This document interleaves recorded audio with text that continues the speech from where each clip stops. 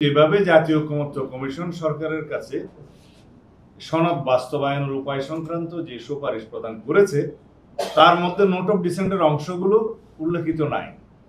সরকারি সিদ্ধান্ত ঘোষণার ক্ষেত্রে যেসব বক্তব্য দিচ্ছেন তা বিভ্রান্তিকর এবং ঐকমত্যের ভিত্তিতে গৃহীত সিদ্ধান্ত অগ্রাহ্য করার শামিল। আমরা স্পষ্ট ভাষায় বলতে চাই যে জুলাই জাতীয় সনদে উল্লেখিত বিষয়দের বাইরে সরকার কোনো সিদ্ধান্ত ঘোষণা করলে সনদে স্বাক্ষরকারী কোনো দলের জন্য তা মান্য করার বাধ্যবাধকতা থাকবে না।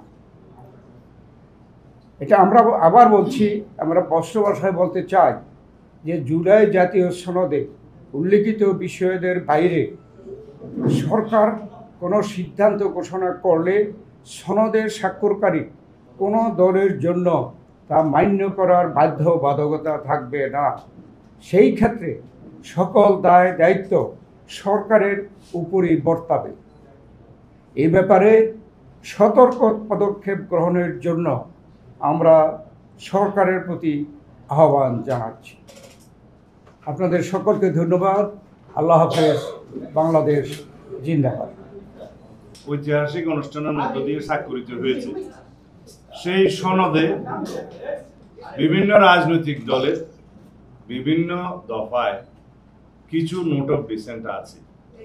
সেই নোট অফ ডিসেন্টগুলোর ক্ষেত্রে বলাও আছে সনদে যে দলগুলো যদি নির্বাচনী ইশতেহারে উল্লেখ করে জনগণের ম্যান্ডেট পায়, নোট অফ ডিসেন্টগুলো তারা সেইভাবে বাস্তবায়ন করতে পারবে। এই জায়গায় আছে এবং আমরা স্বাক্ষরিত সনদের বাইরে নাই।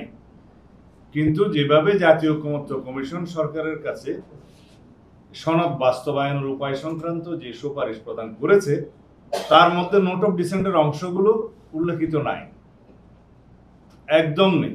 শুধু প্রস্তাবগুলোর ব্যাপারে 48টা দফা দিয়ে তারা একটা তফসিল করেছেন। সেই তফসিলের প্রস্তাবগুলো সম্পর্কে গণভোটের প্রস্তাব করেছে।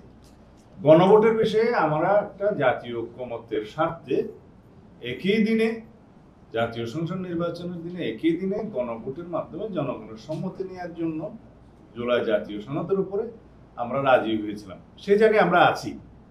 এখন এই স্বাক্ষরিত সনদের বাইরে গিয়ে কোনো রাজনৈতিক দল জুলাই সনদ বাস্তবায়নের জন্য যে অযৌক্তিক এবং নতুন নতুন ইস্যু করে যে আন্দোলন করছে সেই ব্যাপারে তাদেরকে বক্তব্য প্রদান করতে পারেন। এর বাইরে আমরা সনদে স্বাক্ষরিত যে বিষয়গুলো আছে তার বাইরে যদি সরকার কোনো সিদ্ধান্ত নিতে যায়, সেটা কোনো রাজনৈতিক দল যারা সনদে স্বাক্ষর করেছে তাদের উপরে কোনো দায় দায়িত্ব বর্তাবে না বা মানতে বাধ্য নয়। এই মেসেজটা দেওয়ার জন্য আজকে আমাদের এই সংবাদ সম্মেলন।